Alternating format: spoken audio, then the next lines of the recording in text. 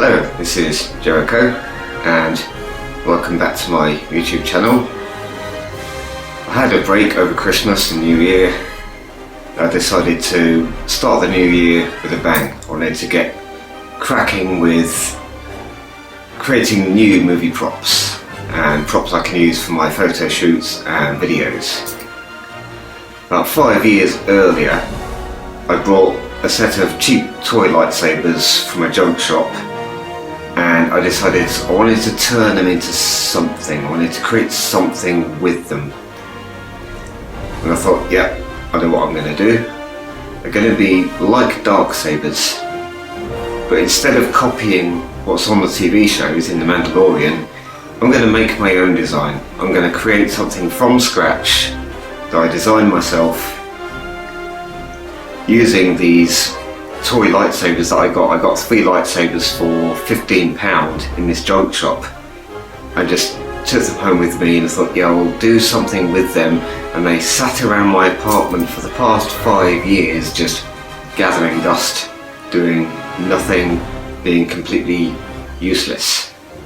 So I decided, yeah, I'm going to turn them into some kind of Star Wars weapon that's related to a Darksaber that can be used by villains, so that when I'm making projects in the future, I don't have to have villains armed with red lightsabers, because everybody does that. It's like a cliche. It's like villain in Star Wars equals a red lightsaber, and I want to avoid that cliche and do something new and original and different. So one of the toy lightsabers I got was Anakin's. It's a very cheap one, where the blade folds up inside the hilt and clicks inside the hilt, and you click a button on it and flick it to flick out the extending blade, one of them cheap ones. And this is my completed project, what I did. Yeah, that looks... So here it is finished. The blade is actually from a Master Replicas lightsaber that I dismantled years ago, and I kept these blades. So I kept them on purpose. I had a box under my bed of bits and pieces of leftover projects, and I kept those blades, saying to myself, I will use them. I'll use them for something. I will recycle them. I will upcycle them. So I spray painted it gunmetal grey and then chrome highlights, so it's like a very shiny chrome metallic finish, which you can see there. And I thought, yep, I will use these as the blades for these homemade Darksabers. So I'm not copying the TV show exactly, I'm doing something original to my own design, but it's still lightsaberish, it's still related to the Star Wars universe. So this is the paint job finished. It was a 3-day job. It took me 3 days to chopper this up. I had to cut off the back end of the lightsaber was chopped off. I got this pipe, this bend pipe from a hardware store, and it just so happens it fits. When I used a belt sander to wear away the raised grips on Anakin's lightsaber, that fits on there perfectly. It's just like a perfect fit. So I decided to do it like an inspiration by Count Dooku's lightsaber, so it's like a homage to Count Dooku's. Then this pommel cap, this end cap, is actually a part of Obi-Wan Kenobi's lightsaber. This is the neck piece of the Obi-Wan Kenobi saber, and that fitted into that part. So all I had to do was glue that bit to that bit, and then attach that bit to that bit, and this is just working. That's wobbly. I might get some super glue and just put some super glue there and just seal that up. Stop that from rattling around because I had to dismantle it. Yeah, when I cut off the back half of the rear part of the grip, I was actually dismantling the working innards, the part inside that kept the blade in place. When you click the blade in, it kind of clicks and locks into place. So when I cut it off, I actually had to cut through this metal rod that linked the activation switch. There's like a rod going down inside to this spring-loaded mechanism that releases and that uncatches the blade so you can flick it out. So I had to cut through all that and rip out the metal rod, so now this is just loose and floppy. Where I got creative, with Obi-Wan Kenobi's saber, I cut off the neck piece and glued that into there, but it was very lightweight and it was actually hollow, it's just hollow plastic pipe. So I filled this in with putty. So I filled that in, that whole area is filled in with 2-part epoxy putty, and then cut it off with a knife. And then I sandpapered it, and then after that I sandpapered it again. And when that was done, when that was all fully sandpapered, I got some more sandpaper and then sandpapered it again, because I wanted to be able to paint that without the paint all flaking away and coming off in a few months' time. So you can see where I've actually cut that and then sandpapered it. And then I hit the edge of it with sandpaper as well, just to round off the bottom edge, so it's like slightly rounded off now. And then the inside of there is actually just filled in with hot melt glue gun. And I filled it in. I started filling it in with pennies, just penny coins shoved into it, and then more hot melt glue, and then more coins to give it some weight. I wanted the pommel cap to have some weight to it, so it's actually more balanced. I wanted it to be balanced, so this actually has some weight to it. There must be about 20 or 25 pence worth of penny coins inside there with hot melt glue melted into it, just filled up the whole thing with hot melt glue, and then flattened it off with a knife, sandpapered all around this part of the pipe that goes inside this part of the pipe. So that is all just filled up with penny coins and hot melt glue to give it some weight to it, so it can be balanced. The idea is that you use it like Count Dooku's lightsaber. So you can actually use it one-handed. So you can hold it one-handed like this and use it for like flamboyant kind of 17th century fencing style, like a one-handed fighting style, because that's what Count Dooku's style was based on. Or you can use it both-handed, holding it like this. I've never seen that cat before. That must be new to the area. Oh. So what I did with the blade was the inside of the blade that goes inside the bodywork is wrapped in duct tape until it's a snug fit inside, and the blade comes all the way back to here.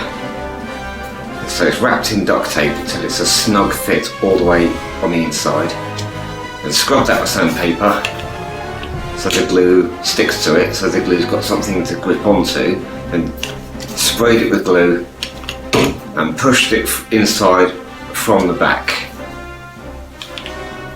And if you look real closely there, you can actually see the gaffer tape there. So the very front of the hilt there lines up with the front of the gaffer tape, so that's a very snug tight fit inside the hilt, inside that part. And then when I glued that into place afterwards, just pure coincidence that that fitted onto this, the back end of this pipe that was here. And then the final stage was the weathering. I painted it all in advance. I actually spray painted the whole thing before I installed the blade and before I attached the back part, and then did the weathering last. And I just follow Create Sci-Fi's YouTube channel. So if you go to Create Sci-Fi, Anthony Ferraro, he teaches us how to do all the weathering. And so I just followed I've been following his YouTube channel for several years, and he tells us how to do it. So I just watered down some very dark brown acrylic paint, and I blobbed it on with a brush, and then hit it with a rag to dry it. And this is the mottled effect that I ended up with. And that looks really good. And it looks like it's been used in a lot of battlefields already. It looks like it's covered in scorch marks and shrapnel hits and all sorts. So that looks pretty damn good. As a villain's weapon as a henchman's personal dark blade type weapon in the Star Wars universe, this looks pretty good. And it's about the size of a normal lightsaber. So it's perfect for one-to-one duelling. And it's a perfect kind of a henchman's kind of weapon. So the other lightsaber I got in that junk shop 5 years earlier was something a bit more bigger, a bit more powerful, or of this kind of dealio. But this started life as a Darth Maul toy lightsaber. And I wanted this to be like a great big two-handed katana. I want this to be like a great big mighty weapon used by one of the main henchman villains in my own Star Wars films. And I want this to be his personal blade of choice. It's going to be used like one of them great big long handled katanas. So it's almost used like one of those long handled spears. So it's going to be used for like a long range weapon. So what I did was measured along the other end. I didn't want it to be a double-ended weapon, I just wanted it to be a single-bladed weapon. And I cut it off with a hacksaw, measuring just the other side of the activation switch, and then cut off there. And then I built this pipe piece. This end cap is attached to that pipe, and then that pipe is attached to the main bodywork. That worked out quite well. And I wanted to keep these buttons active. They're the actual buttons. They work. The red one is fake. The red buttons are fake buttons. They don't work. They don't do anything. They're just for display. But the green ones, they actually work. So I made this weapon in character. You squeeze both green buttons at the same time to activate it, and then you squeeze both green buttons again to deactivate it. So it's like a safety mechanism. If you press one of them, it doesn't work. You have to squeeze both of them to switch the weapon on and off, and that's how it works. And then the red buttons are like a power level selector switch.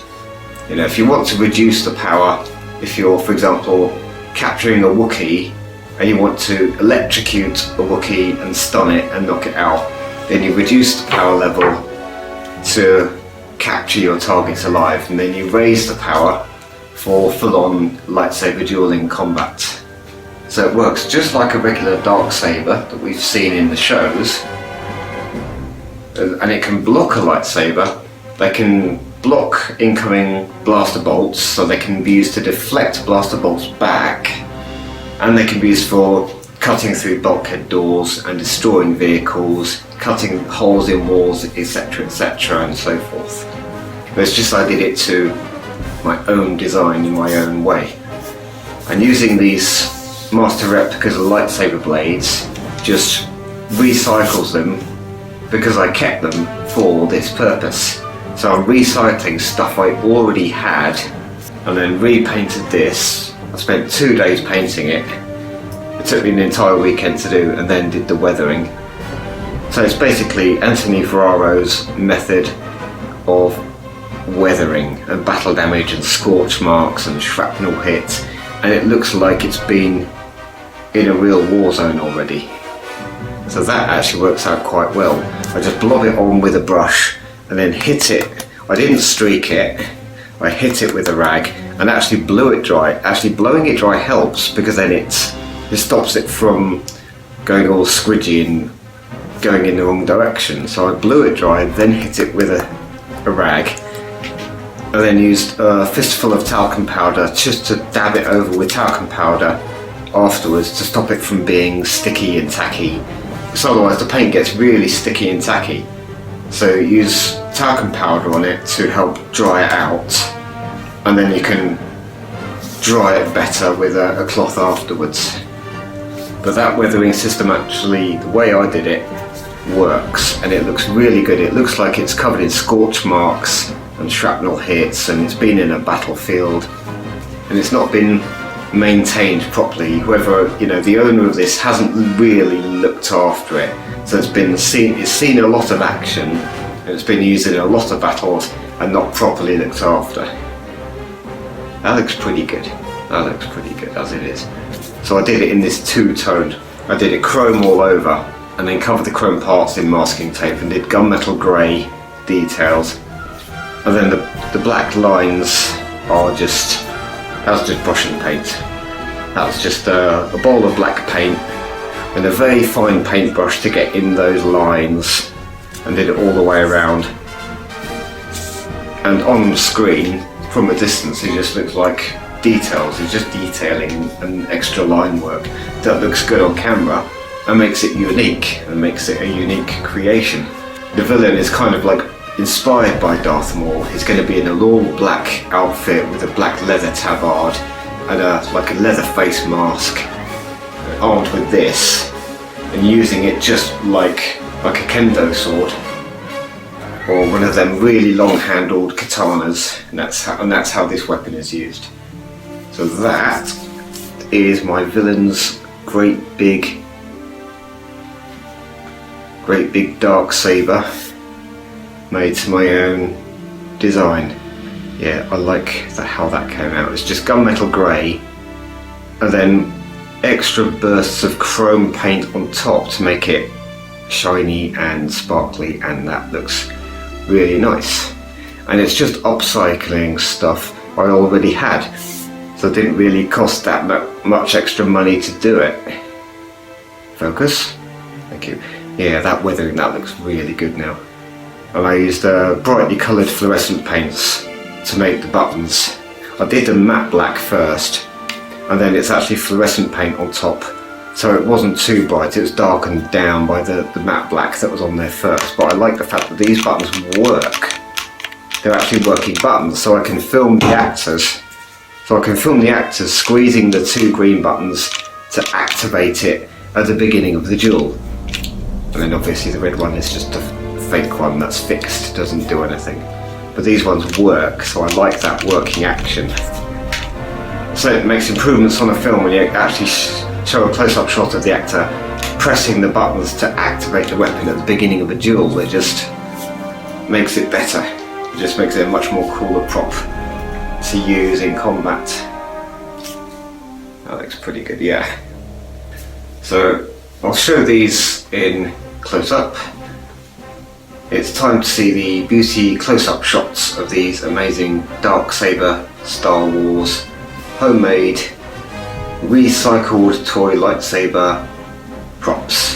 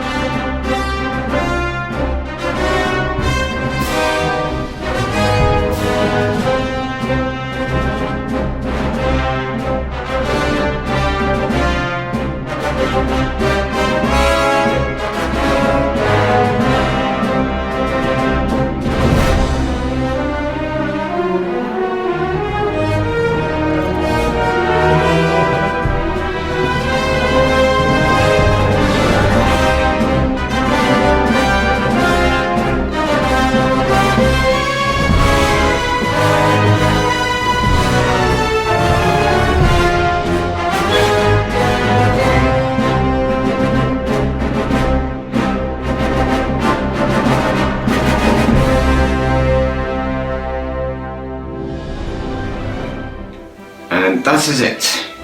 That is my homemade Darksaber Star Wars props. Hope you like this video, and there's more in the pipeline this year. In the beginning of January I decided to have a break from my artwork and just have a rest, just have a break from it for a couple of weeks. having a rest and not doing anything new, not starting anything yet, I decided to make a list of all the props and weaponry I want to build this year. I then realised this list is getting bigger and bigger. There's a lot of things I want to do. Stuff that I started about 5 or 6 years ago that never got done and never got finished. So now I'm actually freed up to start working on something fresh, something brand new. So I'm going to spend this year building more stuff like this and homemade science fiction props that I can use in my own photos and my own videos. And that list is now growing bigger and bigger and bigger. So that's going to keep me busy all through the spring and probably into the summer as well. Probably into the end of the summer, because I've got some pretty interesting things in the pipeline for 2026. And this is just the start of it. This is just the beginning of a new set of projects for this year. So I'll be making videos about everything I do. And thanks for watching.